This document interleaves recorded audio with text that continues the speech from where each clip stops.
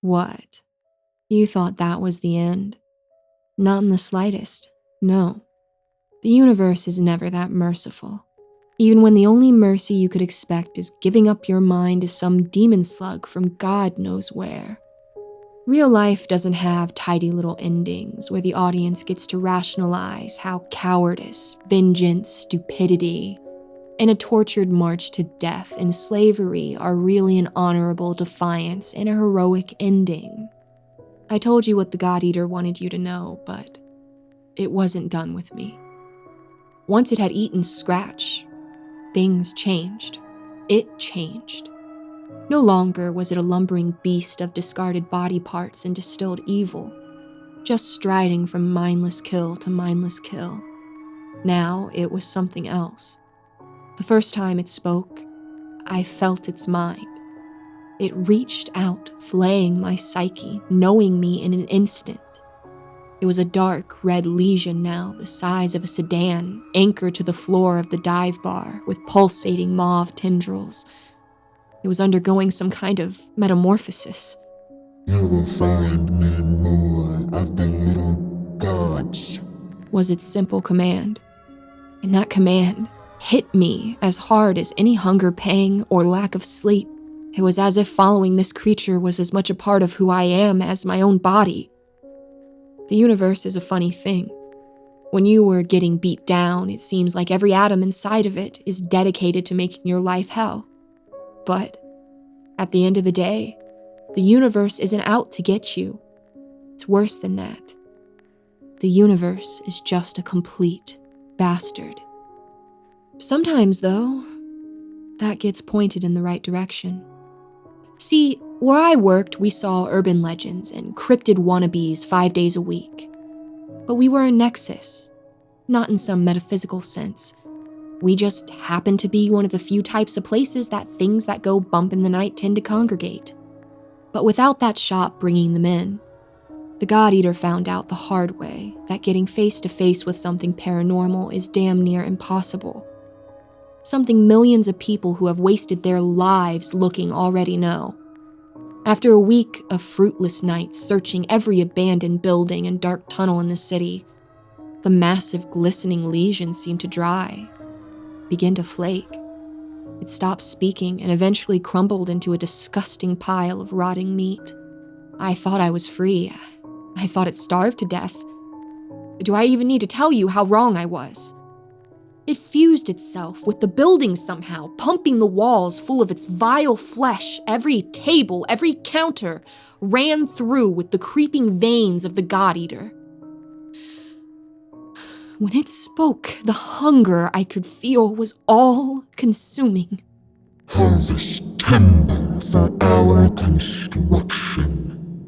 I didn't understand the words, but I knew the meaning on an instinctual level. I half think it only bothered with the voice of God routine to shake me.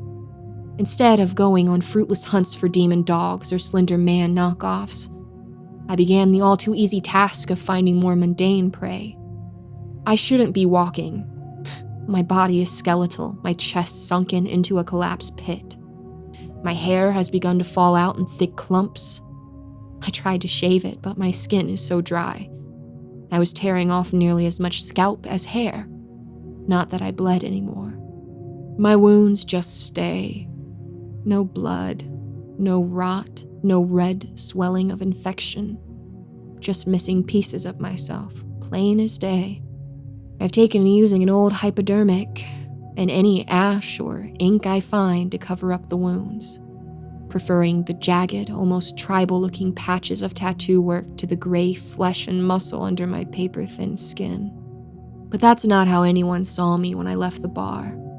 I could tell by the longing or jealous looks I got that people were seeing me as some kind of powerful beauty, not whatever I was now.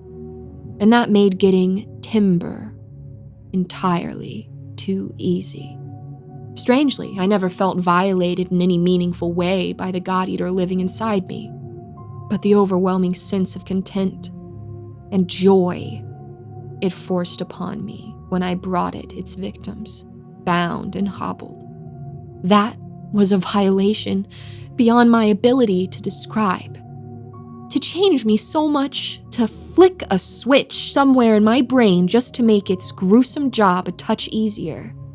I can't think of much worse. There was no passing out anymore, no coming to long after the deeds had been done. I didn't even sleep. 24 hours a day on the prowl, losing pieces of myself in knockdown, drag-out fights with people who were in the wrong place at the wrong time.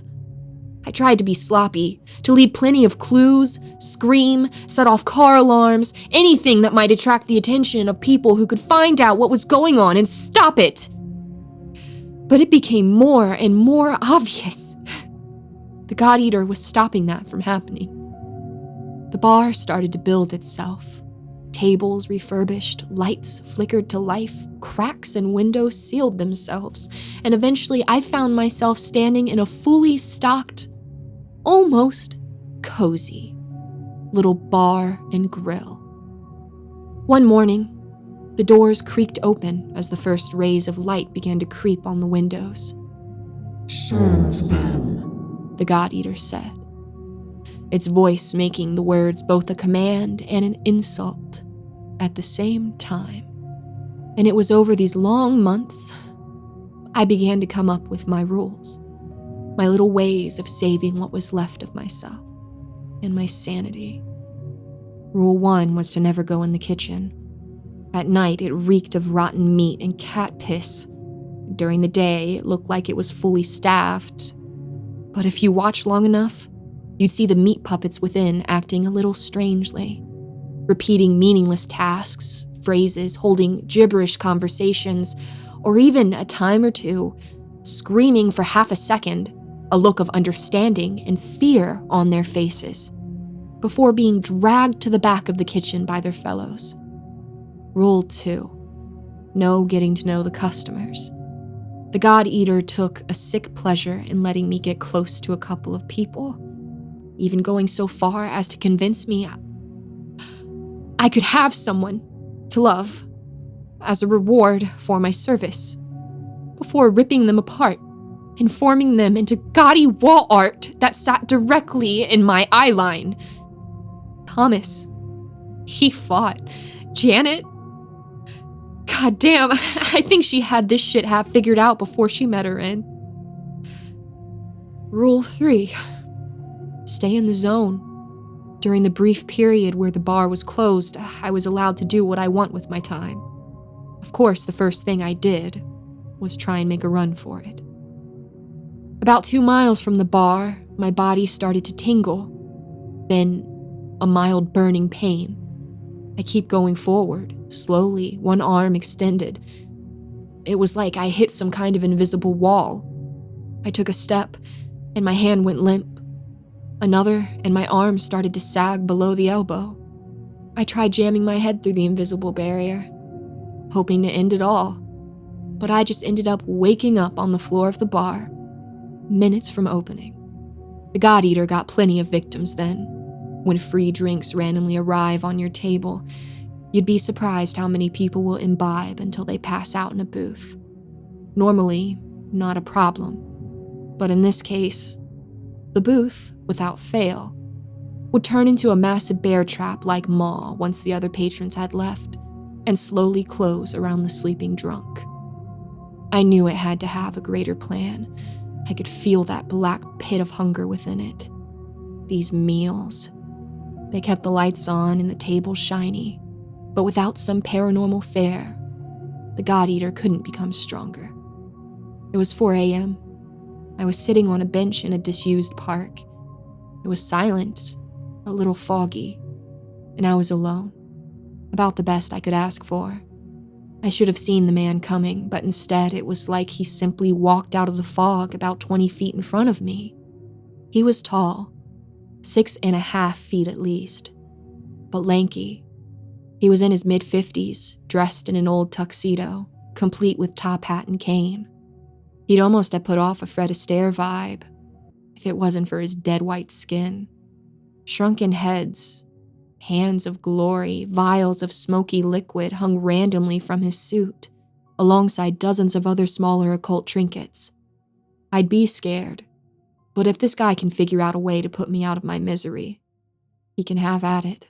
Oh my, Alex. You are looking like the devil's breakfast, aren't you? He says. That voice, so familiar, scares me despite my fatalistic intentions. Who the hell are you?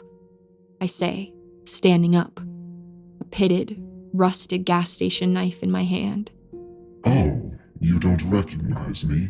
His grin goes high enough up his face I can see tendon and cheekbone. The fog around me stirs and starts to raise, swirling above us. A face, one I haven't seen before, leers down on the two of us. A bestial visage that wanted to take me for a debt, like I was an electric guitar. I could be more dramatic if you want, but I thought it better this way. Just two things that used to be human, once upon a time, having a chat. You can call me Demetrius. Bit more cordial than Mr. Smoke or whatever oversimplified label you'd given me. And with that, he confirms what he is. I'll call you an asshole and hope you kill me for it if it's all the same.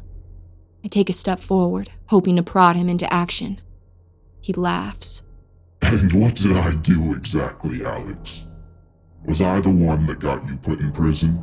Did I make you seek out occultists to torture and rob? Or maybe I had you filing werewolf nails and dyeing ghost sheets, 2 seconds away from death. All I did, Alex, was try and collect a debt. I'm sure it does nothing for your ego that you would have been currency, but that's all it was. Do you think I was the one who sent you down this path? He sounds legitimately amused, one eyebrow raising and possibly high, awaiting my answer. Maybe. Get to the point, Demi, I reply, staring death in the face, scared to my core, but refusing to blink. It wasn't me. I'd forgotten about you minutes after I started on the chew toy. It wasn't your boss. He was strong, but he was a thug and a moron. Too stupid to ward his door against someone he knew he owed a debt to. So? Demetrius led me to the answer. The lady? I say, understanding where the conversation was going, but not why. Give the hollow girl a prize, he says, clapping his hands slowly. She slipped right under your radar, didn't she? Just another mark, another person to use to your own ends. Or maybe you thought she was some put-upon void child, a fae, maybe a forest spirit just looking for a way to protect herself from the big bad men in this world, and the other. No, Alex, you were human. I was human. Scratch, he was something more, but couldn't find any way to truly use that power. But her, she is a legend. One you've heard of in fairy tales and campfires. See, you think of power as turning into a smoke monster, or an eldritch whore, being born with claws and fangs, eating bullets like popcorn. But all those things are just tools. I came at Scratch with one set of tools, the chew toy with another, and you, I come to like this. He's getting off on the monologuing. This man, or thing, or whatever it is, it has power. More than I've ever seen. But he also has a terminally ironic case of short man syndrome. He looks deep in thought, forming a flowing, liquid ball of black smoke in one hand. He transfers it from one hand to the next, showing his control over forces I couldn't even name. Right now, you could kill me with that knife, really. This form of mine is older than it has any right to be, fragile, nearly falling apart. But I know you won't. You are too afraid. You want a way out. And that is why you are going to be nothing more than a passenger to the God Eater's rampage. He laughs in a way that makes my piss boil. One of the best lessons you learn in prison is that when someone sticks out their chin, daring you to strike, that is the one place you don't throw a punch. Another is that bullies reveal way too much about themselves if you let them talk. I see a rock about half the size of my fist. Then why are you bothering me? Hot Topic out of shit to pin on your coat. My voice is steady. My mind is begging me to run. Why? I want to watch the show, of course. The situation is nothing if not unique, and I'm resourceful enough, should the worst happen. I'll pop up safe and sound 500,000 miles away. And up close, your pain is so much more entertaining, so much more fulfilling. You see, what you are is... I don't let him finish. I take my chance. The blow lands. The sound of rotten wood being struck with a hammer accompanies Demi stumbling backwards. He's either hurt or playing at it well. One cheekbone is caved in, a large flap of skin dangling almost down to his shoulder. He's trying to get his bearings. I can see a look of rage in his remaining eye. The second strike is more haphazard. It bounces off of his shoulder. Demi grabs me with one arm. I'm inches away from his rotting corpse face, staring at mold-filled sinuses and the cracked stubs of teeth. His other hand is raised, encased in shimmering black smoke. Before I can even react, he plunges it forward. It spears through my chest. As he wrenches it back, I can feel a cold breeze waft through my body. It doesn't stop my next blow, which drops the creature to its knees as it caves in on one side of its frail skull. I stand there, fist-size hole through me, somehow panting with rage, still standing, still a woman who has never had a problem giving out injury. I break his collarbone. His left arm goes limp and useless. He falls backward and starts to mumble something. Rocks and loose debris beginning to rattle and shake. Keep talking, I'll rip your goddamn jaw off. If I so much as see a vape cloud float in our direction, I'll take your head from your shoulders. It's time for some answers, Smokey. I crush one knee, then the next to make my point. The fog dissipates. What is the God Eater's plan? What can I do to stop it? I've been in this situation before. Many times. Sometimes a beating won't do the job, but killing someone is impractical. For the first time in a long time, I feel in control. Demi starts laughing. He keeps it up for a few seconds as I grind a heel into his shattered kneecap, the chortle taking on a psychotic tone. It warms my long-gone heart to know this guy isn't used to receiving pain. Do you think I know that? Oh, Alex, that thing is part of you. It has its wants and needs, and those don't change, but the apple doesn't fall far from the tree. How it gets what it wants, you'll have to ask yourself that question. And what to do, you oblivious damned prey animal. You won't be able to do what needs to be done.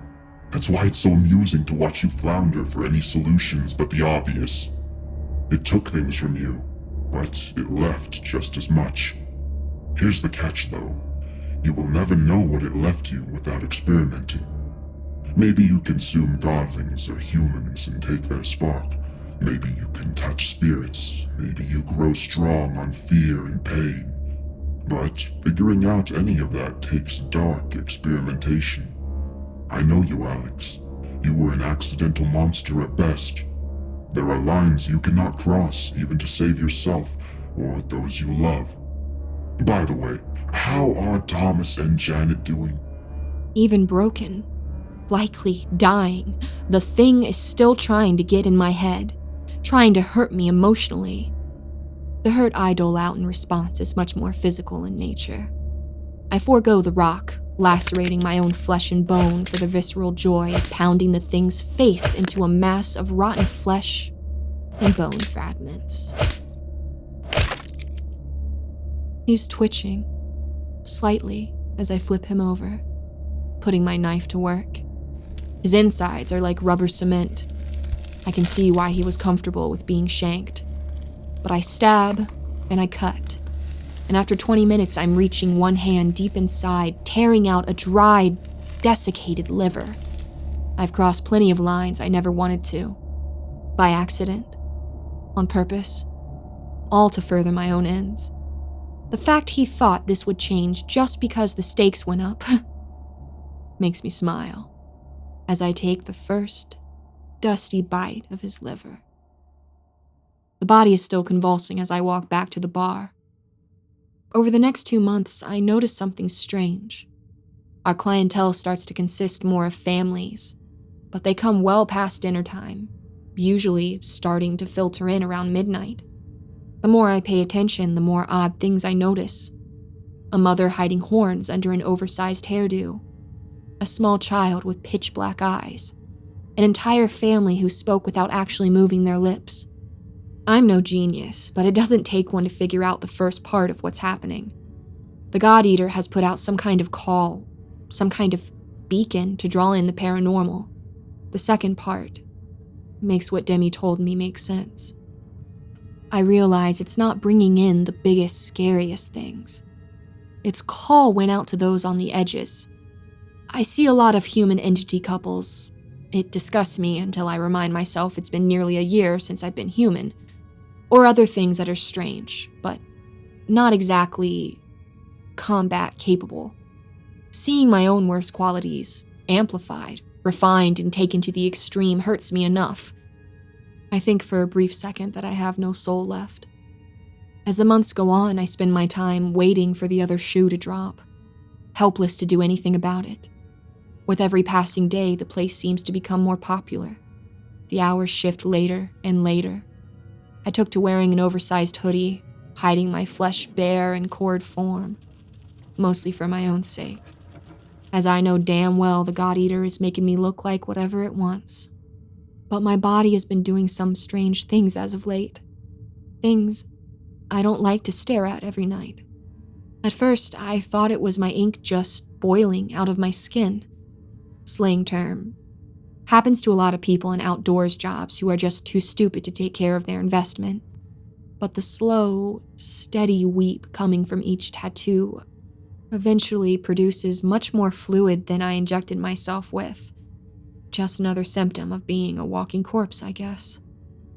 If I was a storyteller, I'd say the night it happened seemed like any other in my hellscape of an existence.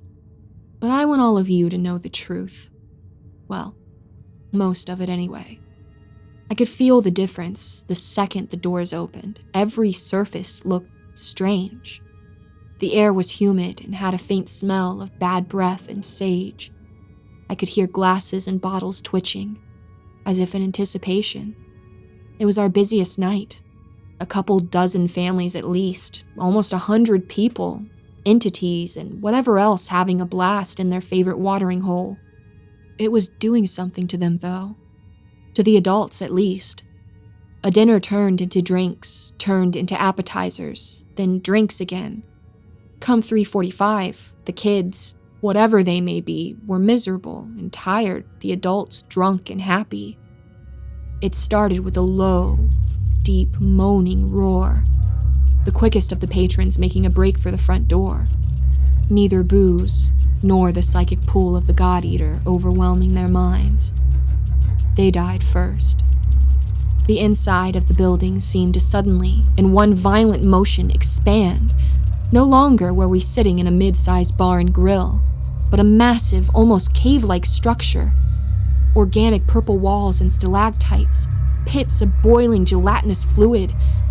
A little hell for little gods.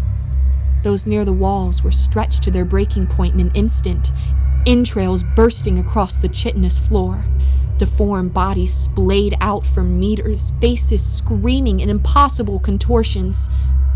At the very far ends of the cave, barely visible, I could see the bar's 3 windows. One catches my attention. Something is passing by the outside. A hand, waving. I focus. I almost think I can see a face I recognize. But at this distance, in the strange, dark red light, it could be anything. The panic starts. Sides begin to form almost instantly. Certain types of entities hurling accusations based on centuries of slights and atrocities. Who is and isn't human is clear now. Glamours and illusions dropped. I can see a handful of different creatures, but not one is anything you couldn't kill with a shotgun and a set of metaphorical balls. I see nothing I can lean on to tear its way out of here. Hey! I scream, cutting through the din, stepping up to the crowd. I can tell they see the thing I've become, not the pinup I've been presented as. If you want an explanation, we are all dead. And not only that, All you Tom Savini Project-looking people have a special hell in store. If you want some kind of chance, we need to try and get to one of those windows. And then what? A man with long, almost spider-like fingers asks, a bit too aggressively for my liking. I don't have a fucking clue. Not one. But what I do know is if anything here is a way out, it's the windows. This isn't a riddle, there isn't a right answer. This is a trap all of you have stumbled into. Maybe we can get out of it, and maybe that's going to take chewing off our own foot. You think you have the stones for that, with your stupid goddamn hands? Or should we just leave you and your family here? Choice is yours. No one is going to force you to come along, and I think our chances are about the same without a cut-rate salad fingers. I end this standing face to face looking up at the entity. He's about to stammer a reply when we hear a scream come from off in the distance. Small, childlike. A small child stands 100 feet away. Something has brought itself from one of the puddles, a massive tube of muscle and bone hooks, with a maw that splits into 4 pieces, revealing, seeking, grasping tendrils. It's silent, not a scrape, not a roar, not a drip from the pus and saliva dropping from its maw. I'm running first, but 2 men, the child's parents from what I remember, get there first. They're fast, running low to the ground. I get hopeful that maybe I underestimated the group. Hope is dashed as quickly as their skulls against the rock-like outgrowth of the floor. The tendril that grabs each by the leg. Nothing more than a blur. The massive worm throws the bodies into the group. Panic ensues. I should have turned around, but I thought the God Eater wouldn't harm me. That I was too important. I was wrong, again. Just as I reach the child, something spears me through the side, just below what's left of my ribcage. I feel dozens of tiny barbs extend inside of me, slowly rotating. I can't help but scream. The pain, the slow, grinding pain, takes over. I do nothing but tug ineffectually at the spiked tendril as it tosses me into the maw. The jagged teeth make short work of the hoodie, deftly tearing it away in pieces. I feel the first barb hit my bare skin.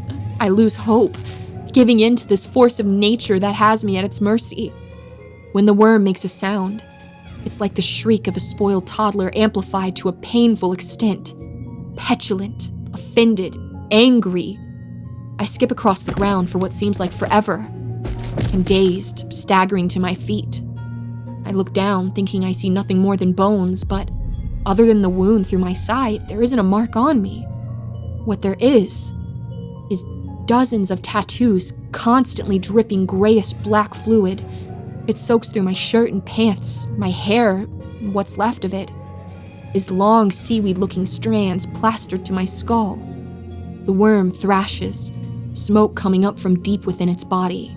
It bashes itself against the wall, the floor, as if it's trying to end its pain. Something that seems to blend into the shadows breaks from the group and grabs the child, speaking in low, soothing tones. The adults form a circle around the kids, where the shadow thing plants its charge. The worm stops moving with 2 massive bouts of vomit, breaking apart into nothing more than meat and teeth. The group stares at me. Heads with 5 eyes, or 3 mouths, stare at me, as if I'm an angel or the devil itself. I'm not one for speeches. I walk toward the window where I may have saw that face that I never expected to see again. The walk should have taken an hour or 2, max. We realized something was messing with time or space after the 2nd day of the grim march. We lost people to the terrain, spiked pits opening in a flash and swallowing people in a burst of gore.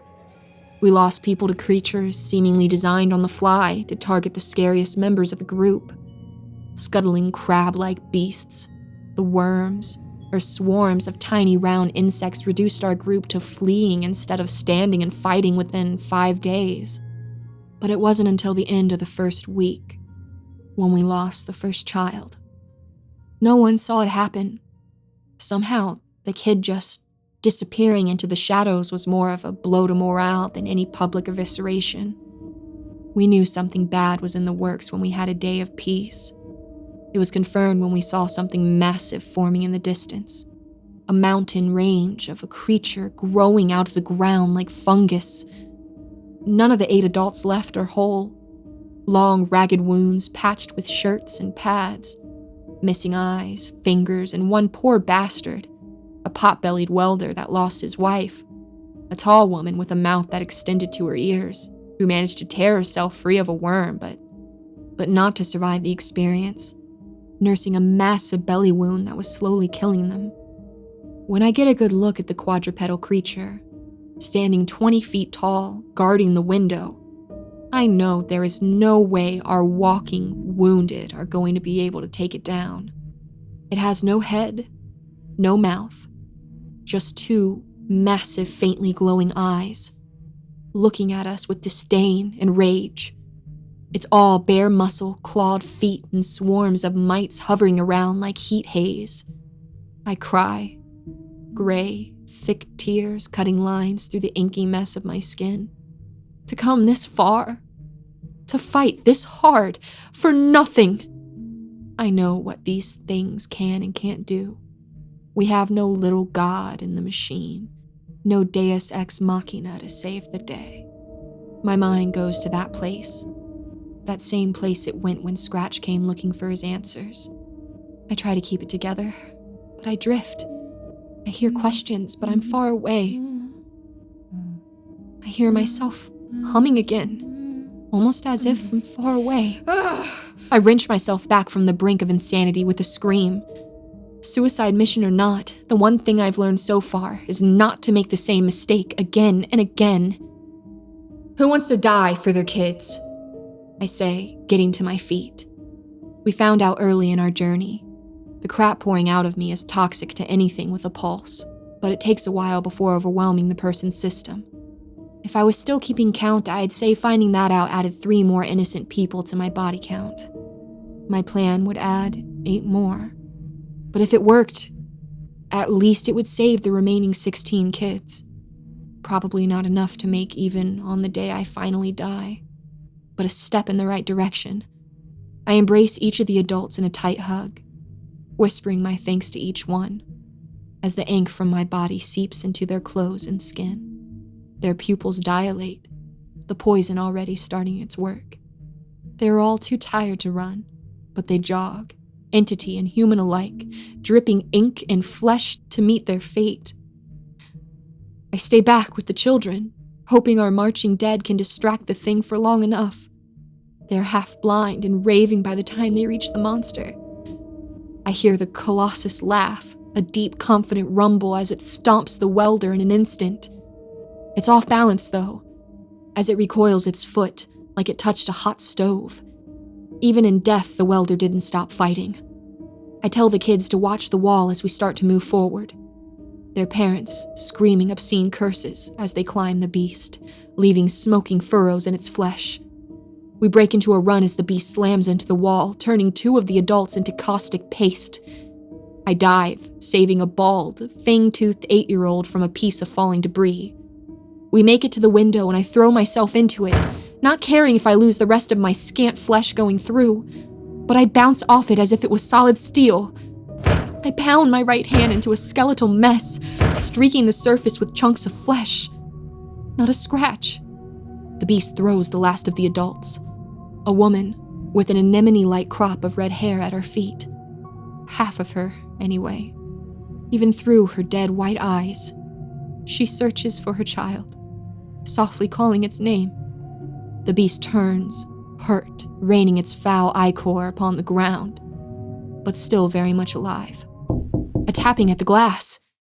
I see the last person I'd think or want to see. Demi.